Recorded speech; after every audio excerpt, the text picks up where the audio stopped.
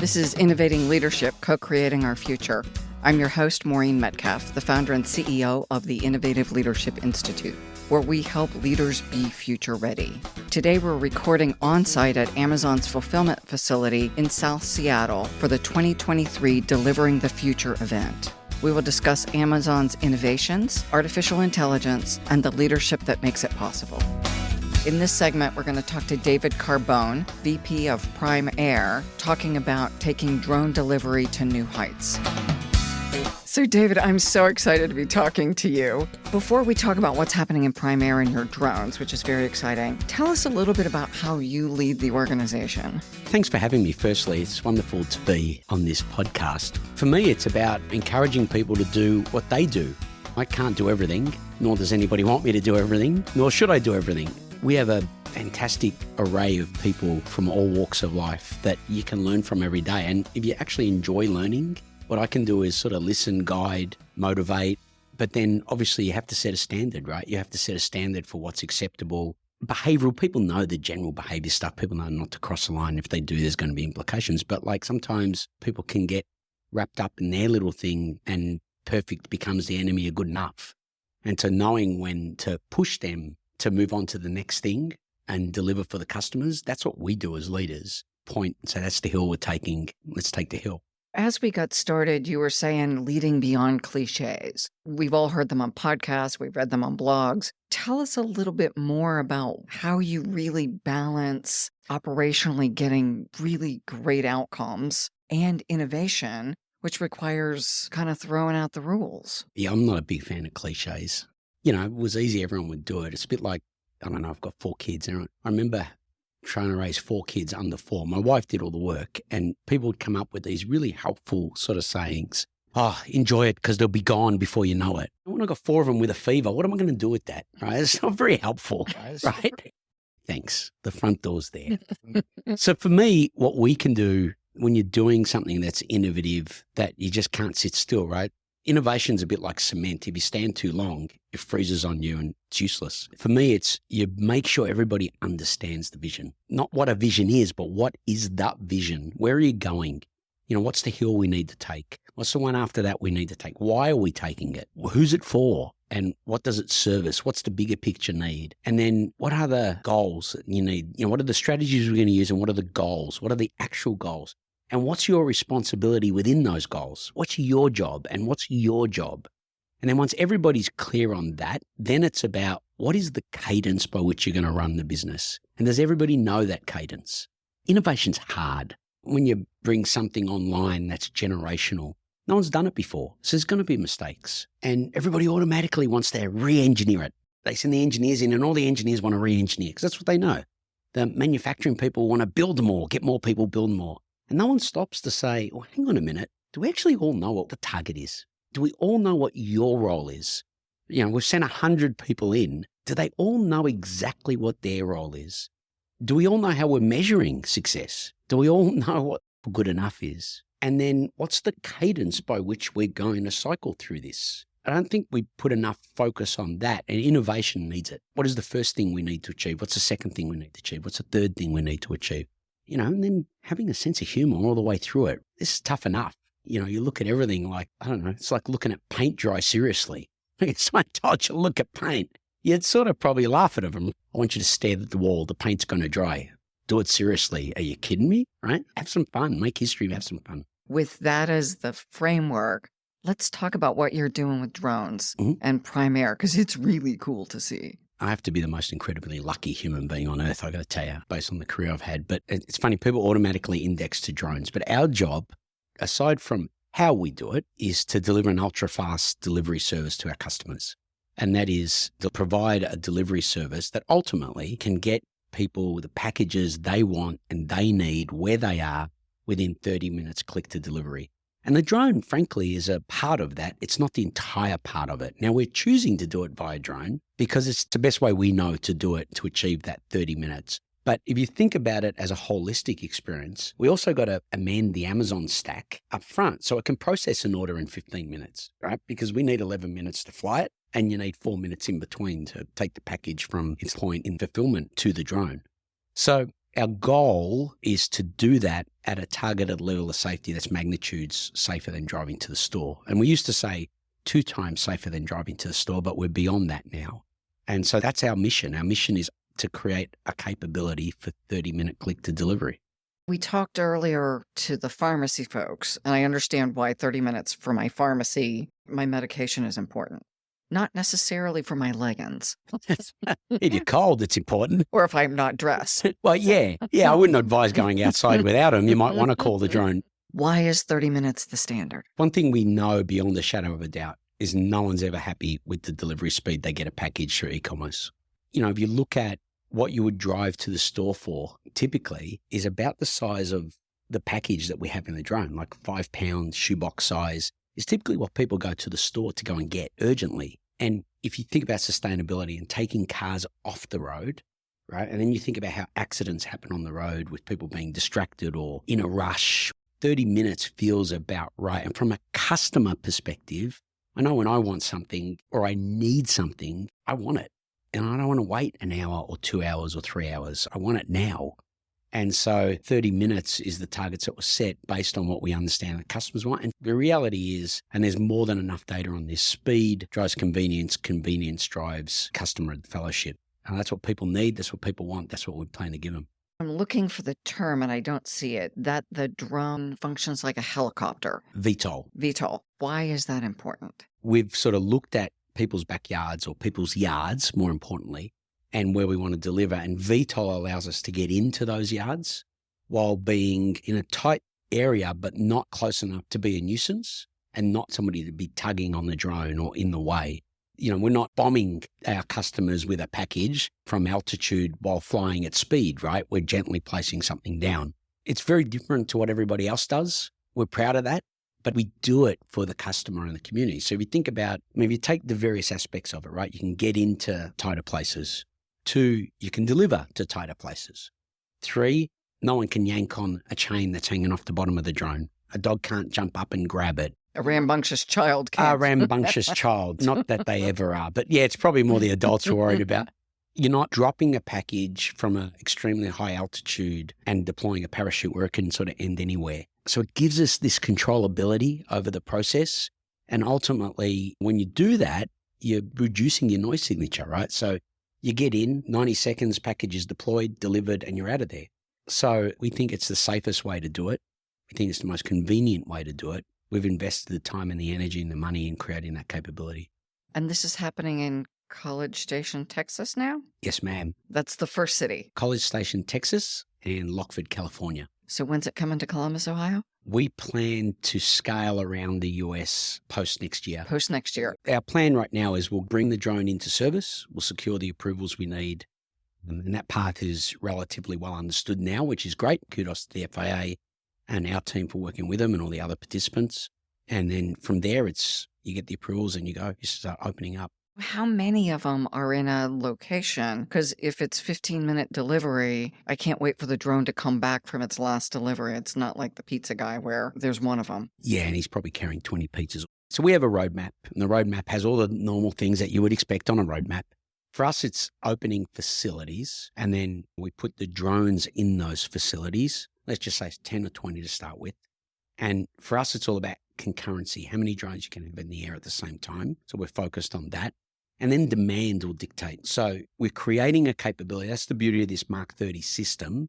We're creating a capability that can scale, but the platform remains the same. So you design into a safety target that you know will suit the population densities you want to be in. You then prove that capability, and then you add features on it for the environment that you're operating in. So if you're in California and San Diego, you don't need to worry too much about snow. If you're in Columbus, I think you do. And so we create that capability over the next couple of years. But the baseline platform is what we bolt onto from this point on. Was there a pilot for each drone?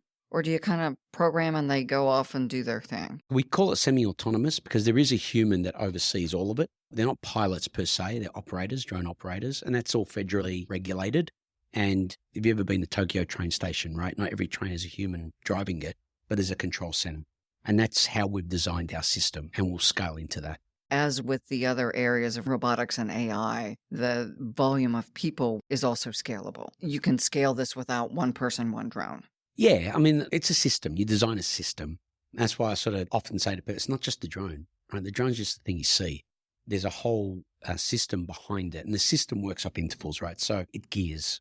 So, you got this many, you have this operator, you have that many, you have this many operators. And then there's a team around them. There's techs and mechanics and all, again, regulated. So almost like air traffic control. Yeah, that's a really good way to think about the system, if you think about it. So if you traveled here to Seattle, you had to buy a ticket. No one thinks about getting a ticket, right? And then you've got to get through security at the airport. And then when you get through security, you've got to go to a gate. And then when you're at the gate, somebody has to let you on the airplane. And then you're on the airplane. Airplane is independent but related to the airport, right? Now someone's in control of the airplane, there's cabin crew. Now the airplane lands at an airport. It's all the other stuff in reverse. But now you've got to get your luggage. And when you get your luggage, you go catch a cab. And get in a cab, now you're home. That whole system is basically what we're charged with creating for delivery, because you've got to design a drone, you've got to operate the drone, you've got to operate it from somewhere, you've got to collect a package, you've got to take it to a customer, then you've got to come back, get a package, do it again. And you have to control the airspace. And you've got to refuel the drone or recharge the drone. Yeah, you swap the battery. Think about that ecosystem that happens. You look up, you see the airplane, very sexy, but that's just one part of the logistical system around it. And we have to do exactly the same thing. So you're running an entire aviation ecosystem. Well, yes. That's great for my ego, yes. What is the most exciting part for you of doing this work? We could be here for another 3 podcasts. But for me, if you meet with the customers, there's lots written in the press and, like all that sort of stuff. And some people just always want to look at the downside, right? And innovation's not easy. It's not easy, right? So it's easy to take pot shots at. But when you speak to a customer who you're actually there and, I'm smiling because when you're there and they're getting it, everybody's doing the same thing, right? Everyone's smiling. It's like, it's unbelievable. Everyone's excited and it's there. And then you turn up for the next delivery and they're still excited. And albeit I say to my team, our mission is to make people not even think about the drone. Eventually, this should just be, wow, how did I ever live without getting my package in 30 minutes? And no one even talks about the drone.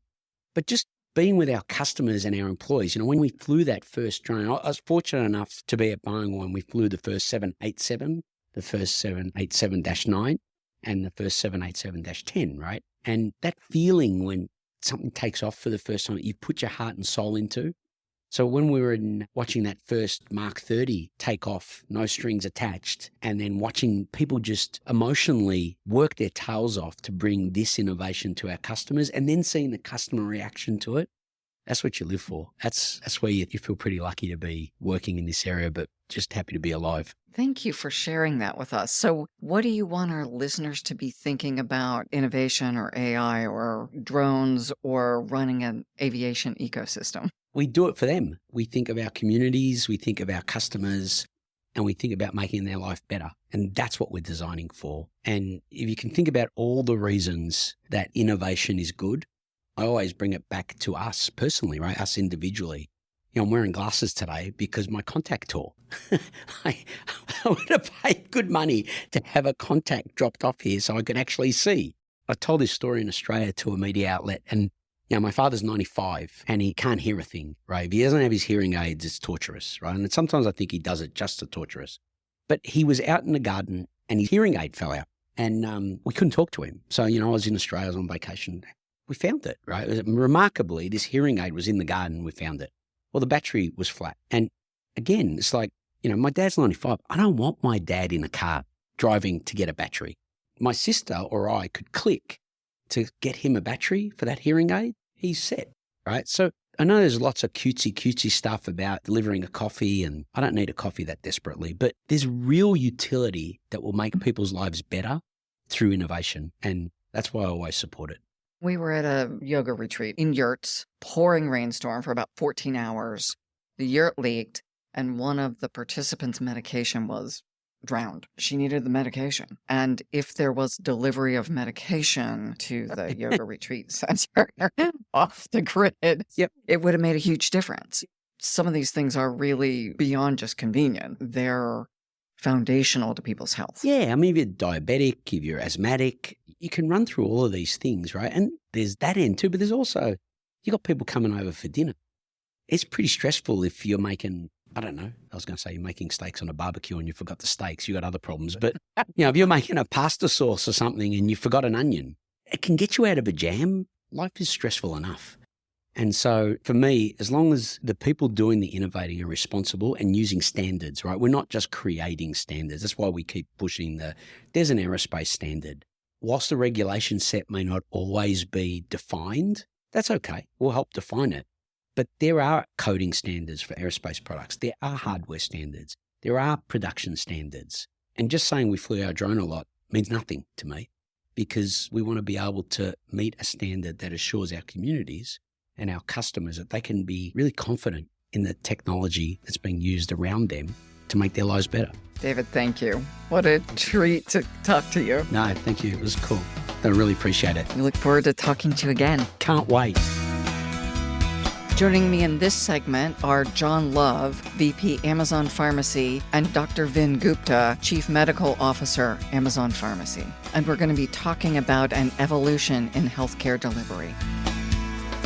Welcome. Let's talk about the idea of pharmacy in your pocket and managing the golden window. John, do you want to start with what is Amazon announcing and how is that going to impact all users? Sure. So today we are specifically announcing that customers in College Station, Texas, are going to be able to get prescription medications delivered in 60 minutes or less via Primera drone. This announcement is kind of along a series of work and inventions the team has made around saving customers time and saving them money in pharmacy. The pharmacy experience in the United States is largely the way it's been for decades.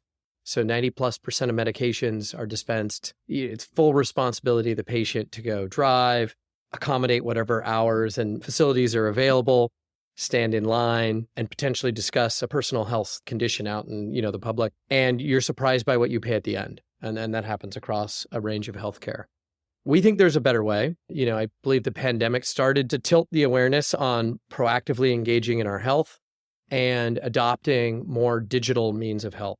Amazon Pharmacy literally is a pharmacy in your pocket. We already deliver 2-day Prime shipping, prescription medications to patients across the United States, and we've launched a series of programs to save people money. Today, we were talking about a really exciting new launch around saving people time. And Dr. Gupta, why is that so important? Well, I will say when we zoom out, Amazon Pharmacy, we often say we don't exist because the United States needs another pharmacy. It needs a fundamentally better pharmacy.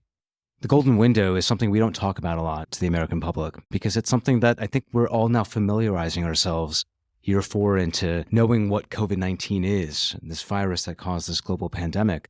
But time to treatment matters. And I say this as a practicing pulmonologist in traditional healthcare. We are not able at scale, frankly, to meet patients where they're at, which is providing care conveniently on demand if somebody wakes up unwell as we enter cold and flu season, helping them figure out what's wrong, maybe helping them arrive at a diagnosis. We have across our connected health services, One Medical, Amazon Clinic, we have the ability to make sure that if patients need to speak to a healthcare provider to understand what might be happening, they will have that at a very low cost. But now, as John mentioned, with drone delivery in College Station, we are able to marry that immediate triage experience that we're scaling across the country with, in this case, 1 hour hyperfast delivery of, say, an acute medication like Tamiflu for flu, should a patient need it and if it's appropriate. And that focus here is, of course, we're starting in one city in Texas. But as David Carbone, the VP of Primera, noted, Primera's long-term vision is drone delivery at scale. And we believe that we can reach customers more quickly in cities like Seattle, Phoenix, Austin, Indianapolis, Miami. We have same-day capabilities there in terms of delivery of medications direct to doorstep. We are now able, over time, incrementally, to build this golden window journey to provide care when people need it the most immediately after a problem is identified. That's what you've been able to create, which I think is phenomenal. What is it about Amazon and how you're structured and how you lead that's allowed you to get here? Because your competitors aren't in the same place. I would say our fundamental strengths are a bit different, and that enables us to work on a different angle of the problem. So if you think about what Amazon has invested in for many years, not just in pharmacy, but broadly, It's a digital forward customer experience. We start every idea with working back from the customer. That was no different in this. This was feedback from users of Primera and College Station. But that digital experience means if you work different hours, if you've got to take kids to soccer practice, like you can engage at the time that is convenient for you versus changing and adapting your schedule around another business.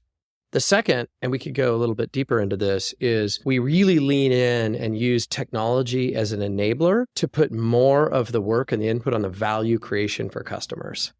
And what I mean by that is a lot of the cost of healthcare is tied up in revenue cycle management, prior authorization, moving health records around, data entry, manually reviewing billing. There's a bunch of things where you don't think, well, that was really useful in me getting well. It's usually talking to a provider, potentially getting medication that's on your path to wellness. And so we lean heavily into technology to remove the admin burden.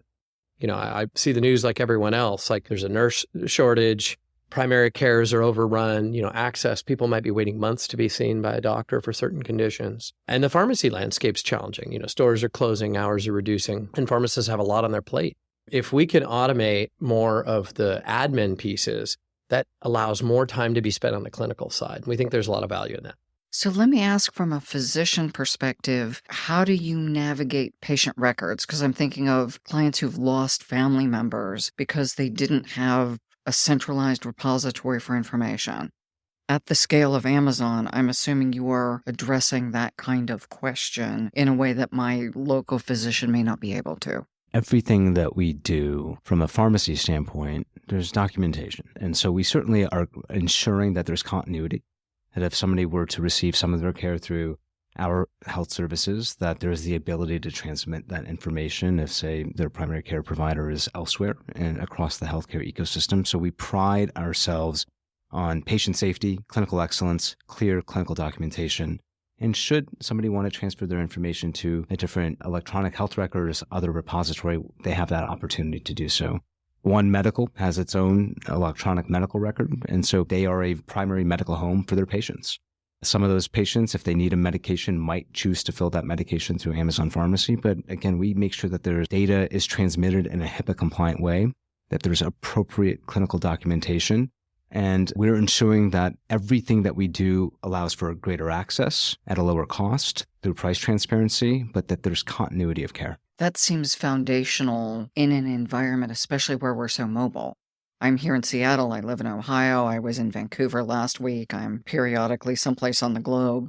If I get sick, where do my records live? I'm not going to fly back to Ohio when I'm ill necessarily. And so that the records are electronically with me wherever I am seems like a huge benefit. Let's say for our One Medical part of our healthcare offerings, there's a convenient app for anybody that's a member of One Medical, that's a patient of that ecosystem, where all their information is in that app. And so to your prompt, I would say, Maureen, that those individuals have a one-stop location where their lab values, maybe other studies are readily available at one click, which is very helpful, especially if they're on the move. Back to how do you lead? How does AI enable you to develop these services? You talk about client backward. So I look at the objective I want to accomplish, then look at where I am and fill the gap.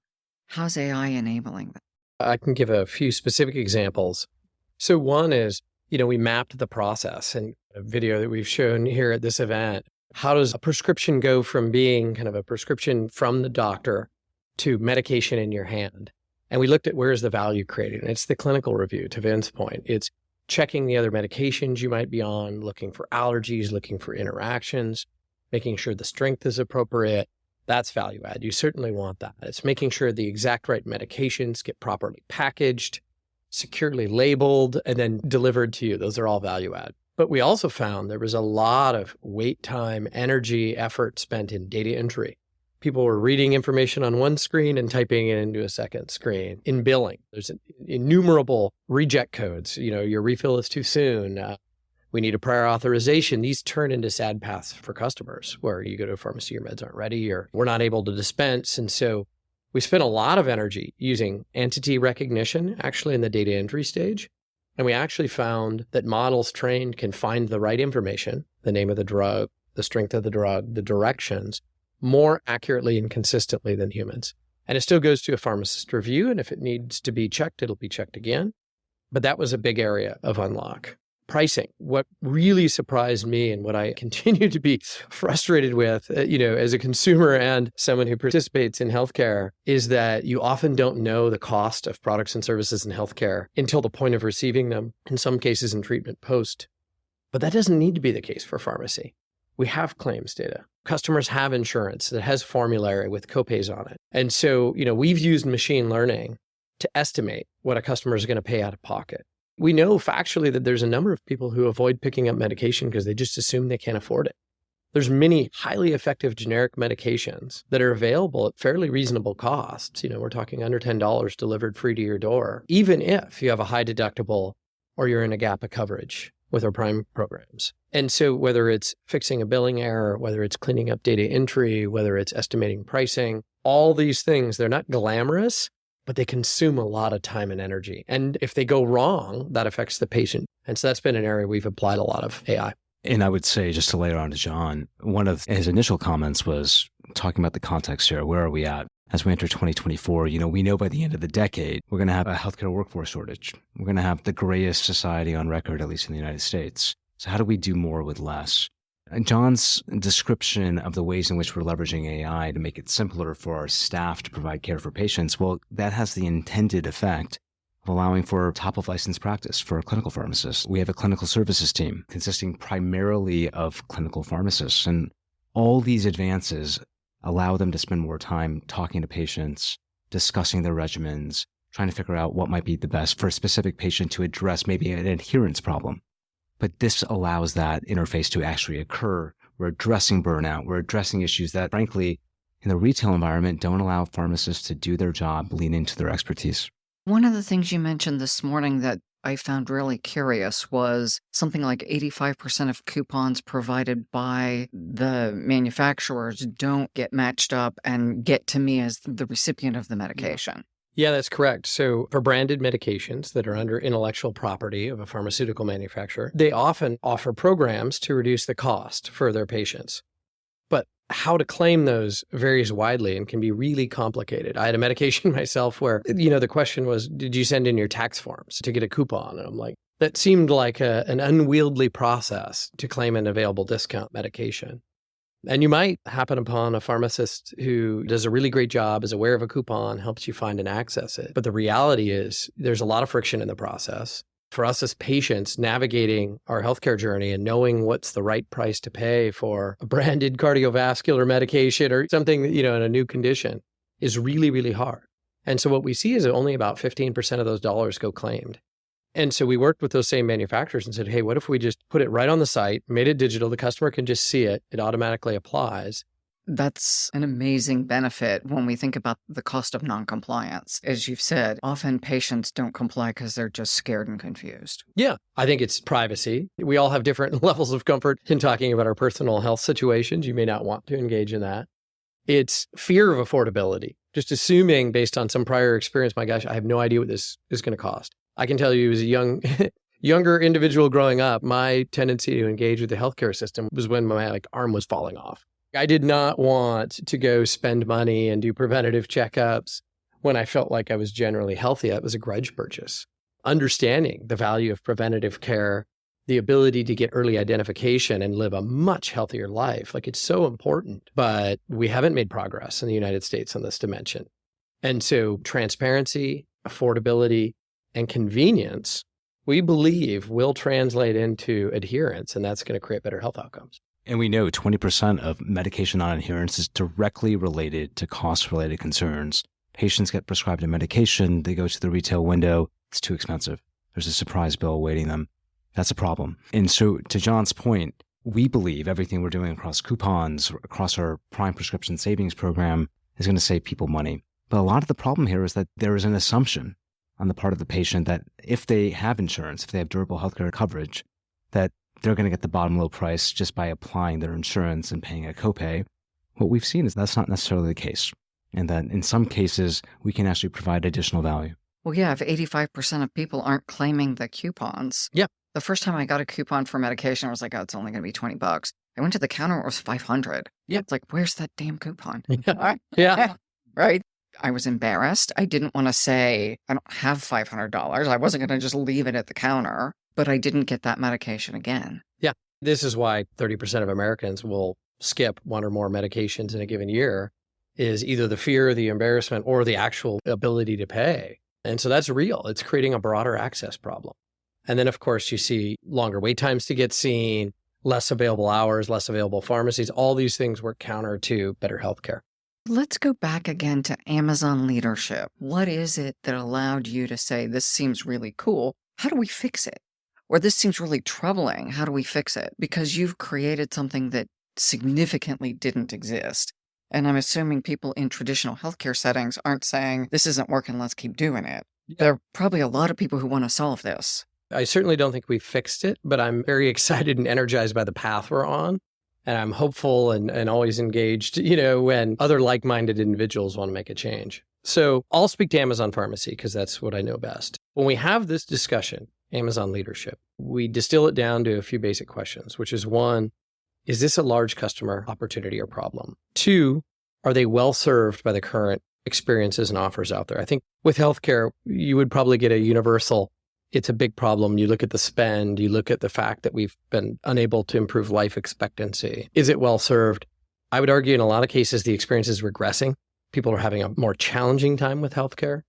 And then the third is, do we have a compelling and differentiated idea that could be a useful choice in and amongst all the options? If you look at what Amazon does broadly for consumers, it's a digital forward storefront. Our pharmacy is in your pocket. It really is on your phone. It's 24/7. That's a different degree of convenience and will have a different engagement than, say, a brick and mortar store. The second is we were just talking about AI, technology. Engineering runs deep in our blood, and we're good at helping simplify complex spaces. Healthcare is incredibly complex. You brought it up on whether it be the medical records, the billing. I've never seen anything like the revenue cycle management of healthcare. And so we think we have skills that can be helpful there. And lastly is convenient access and delivery.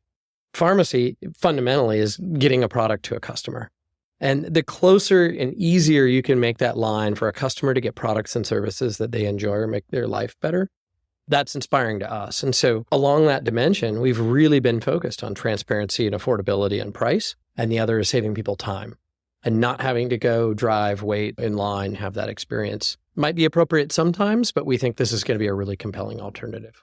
I will say that coming from traditional healthcare, having a foot in traditional healthcare, one thing that, and especially has been revealed over the last 3 years, is patients fundamentally want to receive their healthcare in a different way. And we saw that in 2019, maybe the early signs of it, that telehealth adoption was something that they were curious about. Getting your medications delivered directly to your doorstep, oh, that was novel, but maybe something that could actually help with adherence or making it easy. We had a black swan event in the COVID-19 pandemic that frankly accelerated those behaviors and those desires.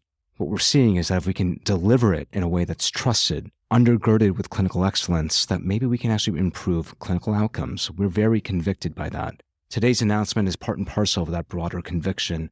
That's that North Star that keeps us moving across the range of our businesses. But it's meeting patients where they're at now. And I think that's critical, that we're addressing an important desire, demand on their part, but we're meeting a moment. The combination of telehealth and medicine. So I do leadership development with cancer docs, and hearing the stories of patients who can't get there, are traveling long distances, they don't have the funds, and they're choosing not to get the treatments or not to get them in the prescribed cadence. Interesting, because we don't think of telehealth for especially cancer patients. But one of the tools that they're creating is laser treatments where they 3D print the thing. And now people in rural communities have access to this device rather than there are 3 docs in the country who deliver this service. That really brings to light the idea that you're making accessible things that wouldn't be accessible to some significant portion of the population. I'll just weigh in on that. We have a sickness system. Mm-hmm. It's focused truly on reaction. There is a problem. Maybe there was a delayed diagnosis. Now there's an end-stage consequence that might warrant a hospitalization. We do not have a health and wellness system focused on keeping people healthy, focused on keeping people at home. And part of that is affordable access, convenience, saving time, price transparency, all these feature sets that John and I are talking about. but it's giving them knowledge that if there's a problem, understanding what that problem is, giving them a clear diagnosis as conveniently, as cheaply as possible, to then enable a treatment as quickly as possible to hopefully keep them well. That's not how our traditional healthcare system works. COVID really shined a light on that inefficiency, and we're trying to solve that problem. Can I add one thing to that? That the system is so complex to navigate that so many good people just opt out, or they get part of the way through and they drop out. And so you've made this, you've said pharmacy in your pocket, you've said time and money, but we don't think about the complexity that you've solved for. That's spot on. You just gave a really good example. You guys were discussing maybe I could go see 3 doctors, maybe I could get access, maybe I could afford the travel or the treatment, but it was an unlovable binary choice. And the outcome for the folks that didn't fall into that bucket is they often didn't get treated and they had potentially very negative health outcomes. I think this is an and. There's all the ways that medication and healthcare has behaved, but if you're traveling around, what if you could have an intermittent visit that is a synchronous video visit where maybe you're in an area where there isn't an appropriate specialist or a doctor or hours that work, that type of thing. I think for pharmacy, that's where we're really focused is this could be an and. If you walk down the street and you'd asked a question about the leadership frame, for us, it's about defining the problem, which is how do you engage and get the care with providers that you need and the products and services to live your healthiest life? That is not the construct of the American pharmacy system. It's got a retail network and a mail order network. That mail order network from 1946, 5 to 10 day business delivery. If we go walk down the street, I don't think anyone on the street is going to define, I've got a mail order need or a retail need. They have a health need. And when medication's appropriate, they want to get access to that medication. So I think one of the things that has been an unlock and an enabler for us is really framing the problem that way. We offer mail order services and retail services. I refuse to define it that way. It's really just home delivery of medication. Like, is that convenient? And in a lot of instances, we feel like it's going to be a really big positive option that didn't exist. You can move away from that binary question of there's only one way to consume or engage with this healthcare, and if you can't do it, you don't get care. I think that's a travesty. And so what inspires us are all the entities that are trying to change. We're not alone. We shared the Blue Shield. If you look at Paul, the CEO of Blue Shield of California's announcement, there are people trying to reimagine healthcare. And I think it's going to come with choices and connectivity.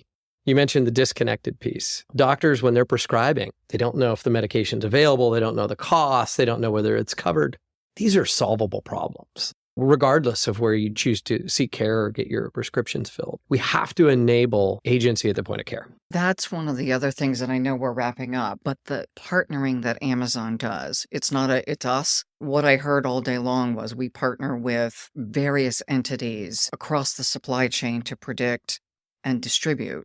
So you've got the right products, you've got them in the right distribution hubs, and delivery is easy-ish because you've managed it meticulously. Yeah, we're investing for the long term on a patient-centric model, but we know we can't get there alone. I mean, we talk about the coupons on branded medications. Each and every one of those is done in partnership with a pharmaceutical manufacturer to help customers save money. We work with Prime Therapeutics, who's one of the pharmacy benefit managers for many of the Blues plans. We're inspired by everyone working on this, but we're also energized by kind of the progress we're seeing and the customer response. Amazon Clinic, these are third-party providers, 96% CSAT for people who are choosing to engage digitally in healthcare. That's crazy. That is their independent experience, whether it's chronic care and they've got something that maybe was a privacy issue and they didn't feel comfortable going in and talking about, or whether it's acute and they just woke up feeling unwell and they can get treated while they're at home, relaxed, not, exposing others. I just think we're at the beginning of something that's going to be really powerful. Thank you both for sharing your stories, for the work you're doing to help people be well, not sick, and for those who are ill to get better, quicker, and cheaper. Thank you. Thank you. In this segment, we're going to be talking to Ty Brady, Chief Technologist, Amazon Robotics, and we're going to discuss how to build collaborative robots. Welcome, Ty. You made a big announcement today. Can you share with our listeners where your focus is right now? Well, thank you for having me. I appreciate you taking the time with me. Today, we reimagined how we do our fulfillment inside of our Amazon buildings. It's a system that we call Sequoia, and it is a containerized storage solution that allows us not only to improve the efficiencies that we have inside of our buildings, but also improve safety for our employees. So this is a robot. It's a robotic system. It involves multiple robots That's what's kind of our special sauce that we have inside of Amazon. We know how to stitch together multiple robotic agents together and to work around people in a seamless way. We have robots that actually will bring the goods to a station automatically. We store our goods in these containers. Think of them as like totes, just little totes where we store actual goods. And at the right time, a robot will go underneath these pods that contain the totes, and they'll bring it over to a station. Another robot will actually pull those totes off of the pod and then present that to a person at just the right height, an ergonomic height, for them to actually pick the goods for the order. So it's really exciting to see in person, and it's, I think, a great example of us not only improving efficiencies, but also improving safety for our employees. It was a blast just walking around the warehouse on the catwalk. Yeah. And watching these stacks of pods moving around by themselves. So aisles, and it looked like a beehive. Yeah. These just stacks of things were moving with no people. Well, there's people at the periphery of what we call structured fields. So we move inventory automatically, but people are very much at the center of our robotics universe. Everything that we do is with safety in mind. Everything that we do, I like to say that we put people at the center of the robotics universe. So where you saw those pods moving, that we were optimizing what storage needs to be where. And at the right time, it'll go over to a station where a person will actually pick or stow items into those pods at the right time. If you are a fan of robotics, to see the many, many drives, we have more than 750,000 drives alone. Those are just the mobile drives that are moving the pods deployed around the globe. It's incredible to see that working at such a scale of Amazon. We just wrote a book on leadership in the age of AI. Yeah. And I was delighted to hear you talking this morning about what I'll call in shorthand the hybrid workforce, humans and machines, so robots and other kinds of robotic process automation. And we got to see a bipedal robot. So how do you use AI to develop your robots, to optimize anything operations within Amazon? AI has really changed the game in robotics. It has fundamentally changed computer vision and the perception of scenes. And I work at an exceptional company at Amazon in that we have been using machine learning systems really from the get-go. So you can imagine from the early days when Jeff first started the company, it's really hard to predict where inventory needs to go. From very early on, we've had machine learning systems that help us predict the supply and actually where that supply should be. So we've been using AI for a number of years. We also offer quite a large tool set for other companies to use our AI systems through Amazon Web Services or AWS. Just even with generative AI alone, we have over 100,000 companies that are using our services for it. So we've been at the forefront of AI for a number of years. When it comes to machine learning and robotics, it really has changed the game. Like what I said in computer vision and the perception systems, for us to understand different objects and to identify the millions and millions of objects that we offer on Amazon.com. We do that with machine learning systems. And the ability to pick up an object, whether it's a package or it's an object that we have for sale for our customers, machine learning systems really help categorize and allow us what we call grasp affordance. So if we want to actually pick that up, how to smartly pick that up at the right point. And we have systems that not only do that, but they also share their learnings with other robotic systems simultaneously. It's really amazing to see. So if there's one defect with something that we're picking up and something unusual about that, are other using the software that our amazing women and men engineers and scientists have developed, that'll actually propagate instantly to the rest of the fleet, and they'll learn about that particular object. In our mobile fleet, those robots that are actually moving the pods, think of this as a traffic controller, an air traffic controller that can tell what robot to go at what time. We have some pretty complicated machine learning systems behind that allows for the sequestration and for the movement of our bots to happen seamlessly behind the scenes to bring the right good at the right time to our customer's door. Really is transforming robotics in every measurable way. A really exciting time to be in robotics as well. And the work that we're doing with applied robotics, so not just doing the research about what's possible in robotics, but what is in robotics today. I think our team is really at the forefront of that. What it gets really exciting is that you can imagine if we master the fundamentals of robotics, that our mobility solutions, our manipulation solutions, our sortation, our storage, identification solutions, our packaging solutions, once we master that and achieve a world-class capability, which we're well on our way, we really unlock the keys to the kingdom, and we allow to have a more productive and efficient fulfillment process for our customers and also a safer environment for our employees. And we're seeing that benefit today. And safety and sustainability seem like two themes we've heard throughout the keynotes and the tours, that everything from the robots putting objects at waist height so people aren't lifting and bending and things so you're not getting stress. Yes, there's nothing more important than the safety of our employees. We've invested heavily into safety for sure. We've put more than $1 billion in safety from 2019 to 2022. We have 8,000 folks. Their full-time job is just to think about safety of our employees, and we bring them in early on in the design phase. That's starting to pay off. We see, as compared to our manual buildings, our robotics-enabled buildings have reduced the recordable injury rate by 15% and the lost time on job by 18%. So we're starting to see that pay off in a way where we can gain both productivity gains and also improve safety. So we're really excited about that. It is on the backs of some of the smartest people that I know on the planet. And I'm really proud to work with them. Ty, having worked in organizations for decades now, and you have too, the range of organizations where we come up with something new and it flounders and takes a long time to get implemented, to what I assume is just absolutely a culture of innovation. The volume of changes we've seen this year, it sounds like last year you had a similar volume of changes. What is it in the culture that permeates everything that allows these innovations to happen quickly and also allows you to attract and retain these brilliant people that don't just keep leaving? It's something that I'm really, really proud of. It's a culture of innovation. It starts with our leadership principles. It starts by modeling the right behavior. But most importantly, it starts with kind people, people that are willing to give more than they take, people that are pioneers that want to change the world for the better, people that really want a challenge in applied robotics. So in robotic systems that will definitely change e-commerce, and we've seen that. Historically, we've seen that since our large investment in robotics since 2012. We've created hundreds of thousands of jobs. We've created all kinds of new job types.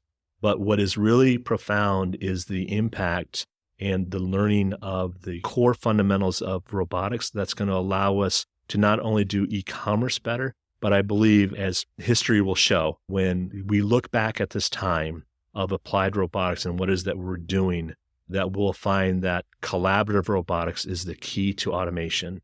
Putting people at the center of the robotics universe is fundamental to actually achieving great things in productivity while also creating a safer environment.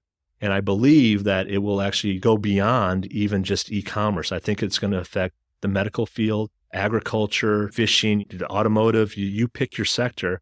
I think that this is the right approach and that we're pioneering this approach. And why I am excited, and I share the excitement with our team, is I do believe that over time it will actually impact society for the good. I think that when we have a human purpose design philosophy that allows humans to be more human, humans to be more capable, and we give them the tools to extend their capability in any way that they see fit, that's when magic happens. And we're seeing that inside our fulfillment centers today. People-centered, or people partnering with robots, what does that look like? Because you said there were people around the outside. We hear all the concerns about jobs going away. We also know we have a shortage of people to do jobs. How do we match those humans that exist, jobs that need to be done, in a way that reduces the friction and does create this better future? Yeah, I think our data is pretty clear. Since our investment in robotics in 2012, we created hundreds of thousands of new jobs. We even went through a time of COVID where many people were laid off from their jobs, and we had the ability to hire them and employ them in meaningful ways that were really big deal to the individuals for sure. And we could not have done that with our robotics. There's two key elements. One is our amazing people, and I will always start with our frontline employees, our employees that manufacture our robots, our employees that support, deploy, and design our robotic systems. That in combination with the actual machines themselves, right? So the sum of the parts doesn't equal the overall whole, that the benefit that we get out of it. Where if it was just people doing it alone, I think we would not be as productive as we are today. And if it was just machines doing it alone, I can assure you with my, I like to say now, 30 plus years of experience, there's no such thing as a perfect automation system. It just doesn't exist. You will always need intervention in some way in order to make that system better. But when they're done right, when you reframe your relationship with machines, you can both improve productivity and also improve safety for our employees. We're doing that with an announcement today with Sequoia. We've done that in 2022 with our prior announcements. If you want to see a great example of a collaborative robot, it's our Proteus robot. That's that little green robot that is super cute, super cool to see. And what it does is it carries a container of packages to the outbound dock. And it can do that around people and around groups of people, right? Which is really awesome. So imagine that we're at a cocktail party and it's crowded and you need to get to the other side of the room. You will find your way and you'll kind of delicately go here to here to here, and you'll make your way in a way that's not obtrusive to all the other guests. Well, Proteus can do something very similar. And instead of just stopping and waiting for the party to end, Proteus can actually make its way through a crowd of people doing their natural job in their natural environment and get the job done at hand. And we do that through some really clever engineering. We do that through visual cues. We do that through audible cues. We do that in just the way that the robot itself behaves around people to not only signal intent to a person that is looking at our Proteus vehicle, but also for the person to look at the Proteus vehicle and understand what it wants to do. That's what I call this beautiful ballet of people and machines working together. And at a cocktail party, I just wear black in case I spill my wine, in case someone backs up into me. I can understand that. I assume that if Proteus is carrying a smaller amount, people could also back into it and it responds. Yeah, so Proteus has a safety bubble around it and it responds to people walking towards it or walking away from it. It always defers to what a person wants to do and it'll adjust according to the person. So if the person wants to stop, that's completely okay. If we're designing our machines right, like what we've done with Proteus, it understands that and it'll just gently make its way around that person. If a person wants to pass Proteus, that's okay as well. Proteus will kind of defer to the person, let the person pass, and continue to move along in its job. It's really magical to see in person. It's really amazing. So you've programmed Yes, Dear into the... Just about, yeah. It is great to see. I mean, it is, especially when you see multiple robots working at the same time. And they'll interact with each other as well. So not only will they interact with people in their environment, which is what we've designed the machines to do, but even the machines one will come around one corner, one will be on the other corner. It's like, after you, please go ahead, and then work its way on and get the job done at hand. What I love about it is it's allowing our folks to think on higher level tasks.